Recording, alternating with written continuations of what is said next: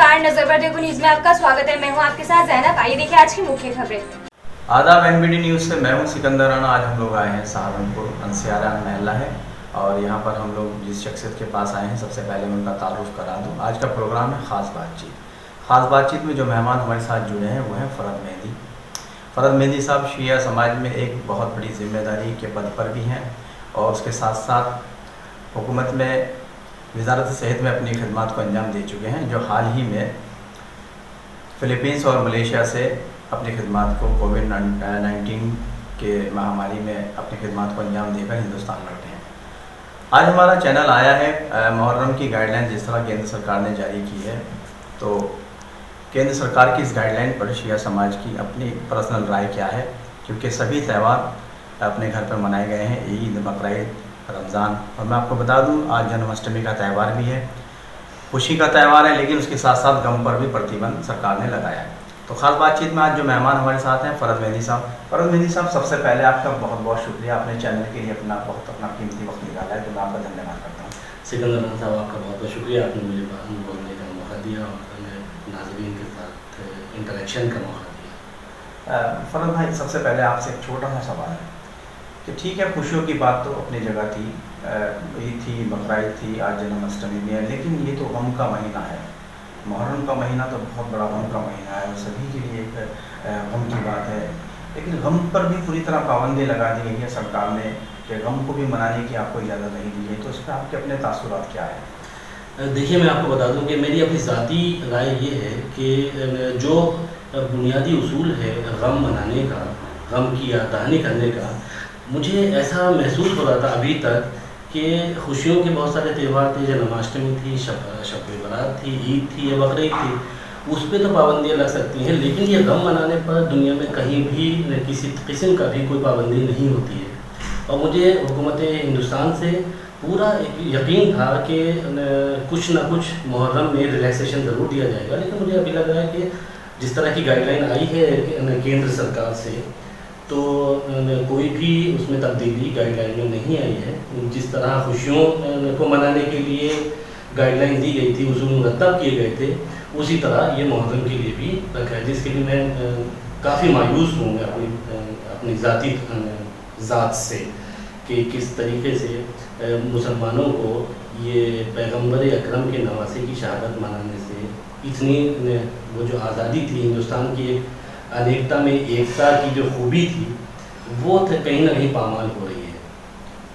फ़रद मेहदी साहब, आपने बहुत अच्छी बात की कि पामाल हो रही है। एक वाक़या जहन में आ गया कि करबला का वाक़या कितना बड़ा वाक़या कि नवासों को कत्ल किया गया, उनके हमरा जितने थे जो उनके साथ आए थे उन्हें भी कत्ल कर दिया गया, तो जब बात इस तरफ हक़ आ गया था बातिल के सामने। तो मैं आपसे जानना चाहता हूँ कि मुहर्रम तो शौक का महीना होता है, तो उसमें मतलब सरकार को ऐसी क्या मतलब एतराज़ वाली बात लगी कि जिस तरह से उन्होंने साफ तौर पे मना कर दिया कि इमाम बाड़ों में भी, आप अपने इमाम बारगाह में भी किसी तरह की कोई गैदरिंग नहीं करेंगे, तो थोड़ा सा इस पर बताएं। देखिए, जहाँ तक मैं समझता हूँ सरकार की ये गाइडलाइन कोई स्पेशल गाइडलाइन मुहर्रम के लिए नहीं बनी है। जो गाइडलाइन पहले बनी हुई थी, जैसे मैंने अर्ज़ किया है, जो ईद और बकरीद और शब बारात और दिवाली के लिए गाइडलाइन है या जन्माष्टमी के लिए गाइडलाइन है, वही मुहर्रम के लिए बनाई गई। तो मुझे ऐसा यानी एहसास होता है कि इमाम बाड़ों में इजाज़त मिलनी चाहिए थी, क्योंकि इमाम बाड़े अगर आप कभी देखिए तो इमाम बाड़ों के अंदर बहुत बड़ी जगह होती है, अगर वहाँ 200, 300, 400 लोग भी बैठ जाएं तो सोशल डिस्टेंसिंग को मेंटेन करके बैठ सकते हैं। ये बहुत ही वाइब्रेंट कौम है। शिया समुदाय एक बहुत ही पढ़ा लिखा समुदाय है। आपको जो गाइडलाइन दी गई है, उस जो सरकार ने गाइडलाइन दी है इस पर इस तमाम सोशल गैदरिंग के लिए, मैं पूरे वसूख के साथ कह सकता हूँ, पूरे यकीन के साथ कह सकता हूँ कि शिया समुदाय उसको 100% फॉलो करेगी।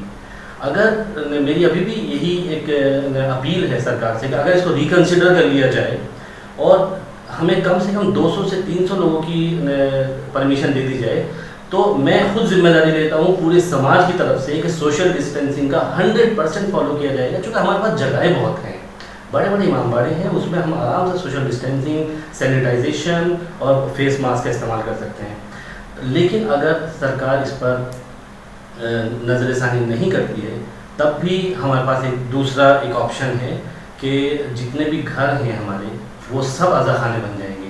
ابھی آپ دیکھیے سہارنپور کے اندر چند 4 یا 5 امام باڑے ہیں، لیکن اگر یہ کووڈ-19 چلتا رہا تو جتنے بھی یہاں پر 10,000 سے زیادہ شیعہ آبادی رہتی ہے وہ ہر گھر ایک عزا خانہ بن جائے گا. اچھا میرا ایک اور سوال آپ سے ہے، اصل طریقہ کیا ہے غم منانے کا؟ طریقہ کیا ہے جو مطلب گائیڈ لائنس کے ساتھ جوڑا گیا ہے؟ گیدرنگ ہے اور تعزیے نکلتے تھے، جلوس ہوتے تھے، گھوڑے نکلتے تھے، اور مطلب اصل اس کا طریقہ کیا ہوتا تھا اور کیا طریقہ اس کا ہونا چاہیے؟ دیکھیے یہ ایک بہت ہی قدیمی تاریخ ہے عزاداری کی. جب سے سن 61 ہجری میں جب سے کربلا کا واقعہ رونما ہوا، کربلا میں امام حسین کو جو پیغمبر اکرم کے نواسے تھے، اور پیغمبر نے حدیث بیان کی ہے، بہت ہی مشہور حدیث ہے کہ حسین منی و انا من الحسین، حسین مجھ سے ہیں اور میں حسین سے ہوں. یعنی کہ بہت ہی کلوز ریلیشن ہے امام حسین کا اور رسول اکرم صلی اللہ علیہ وسلم کا. تو طریقہ یہ رائج کیا گیا تھا کہ غم منانے کے لیے، چونکہ اتنا بڑا غم ہے یہ تاریخ کا کہ اس کو اکیلے انسان برداشت نہیں کر سکتا، تو یہ رسم قائم کی گئی کہ ملنے جلنے سے یہ غم بانٹا جائے. اور غم کے ساتھ ساتھ رانا جی میں آپ کو بتا دوں کہ یہ ایک پیغام ہے بہت بڑا انسانیت کا کہ حق کی فتح ہوئی ہے باطل کے خلاف. تو یہ کس طرح ہوئی ہے، کیا پروسیجر رہا ہے، وہ ایک دوسرے کو بتانا ہے، چونکہ باطل ہمیشہ سر اٹھائے رہتا ہے اور حق ہمیشہ اس کے سامنے کھڑا رہتا ہے. تو حق نے کس طرح فتح حاصل کری اپنا گلا کٹا کر، یہ ایک بہت بڑی اسٹریٹجی تھی امام حسین کی. تو اس میں جیسا کہ آپ نے پوچھا، اس میں ہوتا یہ ہے کہ محرم کے چاند جب نمودار ہوتا ہے، چاند رات جس کو کہتے ہیں، نئے سال کی شروعات ہوتی ہے، نئے ہجری سن کی شروعات ہوتی ہے، تو اسی رات سے یہ پوری ملت، پوری قوم، پورا سمودائے سوگ میں آ جاتا ہے. یہ لال کپڑے نہیں پہنتے ہیں، خوشیوں کا تہوار نہیں مناتے ہیں، کوئی خوشی نہیں مناتے ہیں، اور گھر کی عورتیں چوڑیاں اتار دیتی ہیں اور کالے کپڑے زیب تن کر لیتے ہیں. یہ ایک اظہار، یہ ظاہری ہے، ظاہری طریقہ ہے محرم میں غم منانے کا. اس کے علاوہ آپ کسی بھی مسلم سمودائے میں، اگر میں پرٹیکولرلی شیعہ کمیونٹی کی بات کروں، آپ ان کو ہنستا ہوا نہیں دیکھیں گے. ان 10 دنوں میں یہ ہمارے غم کا دن ہے. 10 روز محرم کے ہیں رونے کے لیے. اس 10 دنوں میں صرف اور صرف غم منایا جاتا ہے. اور اس طرح منایا جاتا ہے کہ پہلی محرم سے لے کر ہمارے یہاں جو امام باڑے، 3 نمایاں امام باڑے ہیں، بڑے امام باڑے. سب سے پہلا کھانپان میں ایک امام باڑا ہے، دوسرا امام باڑا چھوٹا امام باڑا کہلاتا ہے جو ماڈرن سرائن میں اسی محلے میں واقع ہے، اور تیسرا سامانیان کا امام باڑا ہے. آپ کی بات کو وقفہ دیتا ہوں اور ایک چھوٹے سے بریک کے بعد پھر سے آپ کے بیچ میں حاضر ہوتا ہوں. تب تک کے لیے آپ بنے رہیں NBD نیوز کے ساتھ. بریک کے بعد میں پھر سے حاضر ہوں آپ کے بیچ میں، اور آج خاص بات چیت میں ہمارے ساتھ مہمان جو جڑے ہیں ان کا نام ہے فرد مہدی، اور فرد مہدی سے ہم خاص بات چیت میں آج ان کے گھر پر موجود ہیں سہارنپور انصاریان میں. فرد بھائی، آپ کی بات چل رہی تھی اور بات ادھوری رہ گئی کیونکہ بیچ میں بریک تھا، بریک بھی ضروری تھا، ایک بریک تو بنتا ہی ہے. تو میں آپ سے جاننا چاہ رہا تھا کہ آپ بتا رہے تھے محرم کے بارے میں، کس طرح سے؟ جی، تو جیسے میں عرض کر رہا تھا کہ محرم ایک غم کا مہینہ ہے، اور یہ بلکہ اس کو تہوار کہنا غلط ہے میری نظر میں. یہ ایک غم کا مہینہ ہے، غم کے ایام ہیں. تو پورا سماج اس میں غم آلود ظاہری طور سے بھی ہوتا ہے، ان کے اور دلوں میں بھی غم ہوتا ہے امام حسین کی شہادت کا. تو اس کو منانے کا طریقہ ہر بستی میں، ہر شہر میں الگ الگ ہے. اگر ہم دیکھیں دوسرے شہروں میں اس کے رسومات الگ ہے، اور شہر سہارنپور کی ایک وضاحت ایک ہمیشہ سے الگ رہی ہے. شہر سہارنپور کا جو محرم ہے، میں یہ نہیں کہہ رہا ہوں کہ میں سہارنپور سے تعلق رکھتا ہوں، اس لیے میں نے دنیا بھر میں کئی کنٹریز میں محرم کے ٹائم پر میں رہا ہوں، دوسرے شہروں بستیوں میں بھی رہا ہوں. لیکن جو شہر سہارنپور کی ایک تاریخ رہی ہے اور جو وضاحت رہی ہے یہاں کے لوگوں کی، کیونکہ یہاں ایک بہت ہی ایک کریمی لیئر پائی جاتی ہے سہارنپور میں شیعہ حضرات کی. تو یہاں بتا دیں کہ ایک خاص طریقہ ہے، ایک سینٹرل علم ہوتا ہے، ایک پرچم ہے حضرت عباس، ایک خاص قسم کا ہوتا ہے. زلجنا جسے دلدل بھی کہتے ہیں، گھوڑا جو نکلتا ہے، زلجنا ایک خاص قسم سے بنائی جاتی ہے، اور بہت ہی رکھ رکھاؤ کے ساتھ زلجنا کو، علم کو، تعزیے کو اور تابوت کو اس طرح نکالا جاتا ہے. تو ہوتا یہ ہے کہ پہلی محرم کو مجلسوں کا سلسلہ شروع ہو جاتا ہے. پورے دن زنانی مجلسیں ہوتی ہیں گھروں میں اور مردانی مجلسیں ہوتی ہیں امام باڑوں میں، اور کچھ گھروں میں بھی ہونے لگی ہیں ابھی، چونکہ تعداد ماشاءاللہ بڑھتی جا رہی ہے، بڑھ گئی ہے۔ تو اس میں پہلی مجلس جو شام میں ہوتی ہے امام باڑوں کی میں سامانیان میں، وہ عصر کے بعد، عصر اور مغرب کے درمیان ہوتی ہے۔ اس کے بعد عشاء کے بعد ایک مجلس کھالبار میں ہوتی ہے، جو ایک مرکزی امام باڑہ ہے سہارنپور کا، اور تیسری مجلس چھوٹے امام باڑے میں ہوتی ہے۔ یہ سلسلہ چلتا ہے پہلی محرم سے 5 محرم تک۔ 6 اور 7 سہارنپور ہی نہیں، ہندوستان ہی نہیں، بر صغیر میں سہارنپور کی 6 تاریخ اور سہارنپور کی 7 تاریخ بہت ہی مشہور تاریخ مانی جاتی ہے، اور جو یہاں کی رسوم ہیں، جس طریقے سے ذوالجناح کا برآمد ہونا، علم کا برآمد ہونا، علمدار کا اپنا اٹائر ہوتا ہے، اپنی ایک ملبوس ایک خاص قسم کی جو اس کے کپڑے ہوتے ہیں، ڈریس ہوتی ہے، وہ پہننا ہوتا ہے، اور ایک خاص قسم کے لوگ اس کو تیار کرتے ہیں۔ تو 6 محرم کو یہ جلوس چھوٹے امام باڑے سے بڑے امام باڑے جاتا ہے، اور اسی طرح 7 محرم کو یہ جلوس بڑے امام باڑے سے چھوٹے امام باڑے جاتا ہے۔ تو یہ 2 جلوس بڑے ہوتے ہیں۔ 8 محرم کو پھر ایک مجلس ہوتی ہے جو تمام مجالس کا ایک ماحصل، جس کو آپ کہہ سکتے ہیں، سینٹرل پوائنٹ کہہ سکتے ہیں۔ 8 محرم حضرت عباس علمدار سے منسوب کری جاتی ہے، اور اس میں حضرت عباس اور جو جناب سکینہ اور پیاسے بچے اور پیاس، اس کی ایک فلسفی ہے۔ اصل میں یہ کربلا اور یہ جو مجالس ہیں، یہ پوری ایک یونیورسٹی ہے، میں آپ کو بتا دوں۔ یہ ایسا نہیں ہے کہ یہ رسم ہے، نہیں، اس سے آج کل تو بہت ہی زیادہ ریلیونس ہو گیا ہے ہمارے معاملات میں آج کل کے دور میں، چونکہ ایک یوتھ ہے جو کتابوں سے دور ہوتی جا رہی ہے اور واٹس ایپ یا سوشل میڈیا کے قریب آتی جا رہی ہے۔ تو یہی ایک واحد طریقہ ہے بچوں میں وہ ثقافت، وہ کلچر اور وہ جو شعور اور نالج اور علم ٹرانسفر کرنے کا، یہی مجلسیں ہیں، مجلس سرمایہ ہیں اس قوم کا۔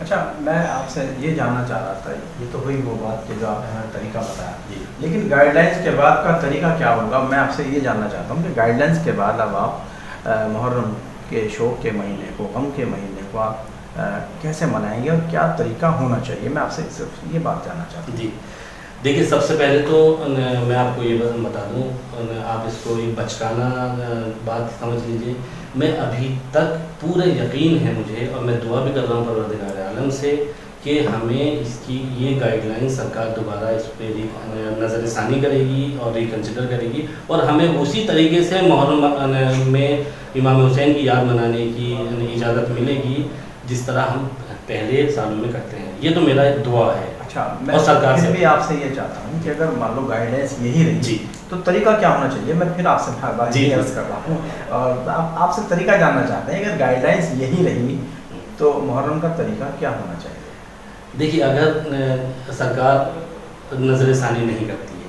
گورنمنٹ اس کو گائیڈ لائن کو چینج نہیں کرتی ہے، تو جیسے میں پہلے بھی عرض کر چکا ہوں، یہ قوم بہت ہی وائبرنٹ اور نالجبل قوم ہے، یہ کبھی بھی سرکار کے سامنے مخالفت میں نہیں کھڑی ہوتی ہے۔ ہم کبھی بھی یہ نہیں کریں گے کہ سرکار کی گائیڈ لائن کا ہندی میں کہتا ہے النگھن کیا جائے یا اس کو نہ مانا جائے، آدیش کا النگھن کیا جائے، تو یہ کبھی نہیں ہوگا۔ جو گائیڈ لائن ہے اس کو as it is Shia community منائے گی، اور اس طرح منائے گی کہ جہاں 3 امام باڑے میں مجلس ہوتی تھی، اب یہ 3000 گھروں کے اندر مجلسیں ہو جائیں گی، ہر گھر ایک عزا خانے میں تبدیل ہو جائے گا۔ اچھا، ایک اور سوال آپ سے، جب آپ گھروں میں مجلسیں کریں گے تو کتنی مقدار میں لوگ ہوں گے؟ تعداد کتنی ہوگی؟ گیدرنگ نہ ہو اور سوشل ڈسٹینس کا بھی پالن ہے، تو تھوڑا سا یہ بتانے کا کام کریں۔ دیکھیے، ایک جو سرکار کی طرف سے جو فگر دی گئی ہے وہ 5 لوگوں کی دی گئی ہے، تو میں سمجھتا ہوں 4 یا 5 جو بھی گھر کے لوگ ہیں۔ دیکھیے، اگر میں جب گھر کی بات کرتا ہوں، یعنی آپ یہ کہہ رہے ہیں کہ ہر گھر کا ہر افراد اپنے گھر میں مجلس کر سکتا ہے، یہ آپ کہنا چاہتے ہیں؟ ہر گھر میں جس میں 2 لوگ ہیں وہ 2 لوگ بیٹھیں گے۔ اگر میں کہیں اس گھر میں اکیلا ہوں تو میں اکیلا بیٹھ کر عزاداری کروں گا۔ عزاداری کے لیے ضروری نہیں ہے کہ میں لوگوں کے پاس جاؤں یا سڑک پر جاؤں۔ عزاداری کا میں نے بتایا ایک باطنی رخ بھی ہے کہ میں اپنے اندر کس طریقے سے امام حسین کے بتائے ہوئے پیغامات کو اپنی زندگی میں اتارنے کی کوشش کر رہا ہوں۔ اچھا، آپ سے ایک اور چھوٹا سا سوال ہے کہ کل جو افراد کی سنکھیا تھی वो 1.25 लाख बताई जा रही थी जो मदीने शरीफ से चले, और फिर उसके बाद में वो 72 रह गए थे। तो थोड़ा सा ये फासला भी आप थोड़ा सा क्लियर करें कि वो 72 की जो संख्या थी, जो तादाद थी 72 की, जिनका मुकाबला मुशरिकीन से हुआ था, तो बाकी के लोग जो थे उसके बारे में थोड़ा जानना चाहते हैं। देखिए, उस दौर में अगर आप तारीख़ जो लोग जानते हैं वो समझ सकते हैं बहुत आराम से कि जब भी कोई बगावत होती थी किसी बादशाह के ख़िलाफ़ या किसी खलीफा के ख़िलाफ़, या बादशाह वक्त उस वक्त यजीद था, तो उसके ख़िलाफ़ जब बगावत के लिए इमाम हुसैन ने कहा कि मैं तुझ जैसे की बेअत नहीं कर सकता, मैं यजीद जैसे के हाथ पे कंप्रोमाइज़ नहीं कर सकता, तो लोगों ने ये सोचा, कि अवाम उन्नास ने ये सोचा कि ये तो असल हकदार हैं और ये बगावत कर रहे हैं हुकूमत के लिए। हालांकि वो हुकूमत की बगावत नहीं थी, वो एक हक़ की लड़ाई थी, हक़ व बातिल के बीच में एक नुमायाँ तस्वीर पेश करना चाहते थे इमाम हुसैन। चूँकि वो दौर ऐसा था कि दीन में जो बातिल बातें हैं, जो बुरी बातें हैं, वो बनामे दीन राइज हो गई थी, दीन के नाम पर बुराइयां आने लगी थी। तो उस वक्त अवाम उन्नास ने ये समझा कि जैसे और जंगें हुआ करती थी, इसी तरह की ये भी जंग है और यजीद के ख़िलाफ़ जंग है, और यजीद के ख़िलाफ़ जंग है तो बहुत सारे लोग इकट्ठा हो गए, और इकट्ठा होने के साथ साथ उन्होंने सोचा कि हम जब जीत जाएंगे तो शायद मुझे कोई ओहदा मिल जाएगा, कोई मुझे माल गनीमत मिल जाएगी। तो इमाम हुसैन बार बार हर जगह पर बताते चले गए, देखो ये सल्तनत की जंग नहीं है, ये हुकूमत की जंग नहीं है, ये हक़ बातिल के ख़िलाफ़ जंग है, और हम शहीद होने के लिए जा रहे हैं। बहुत बहुत शुक्रिया, आपने बहुत सारी मालूमाती बातें बताई हैं, और आज आपका बहुत कीमती वक्त लिया।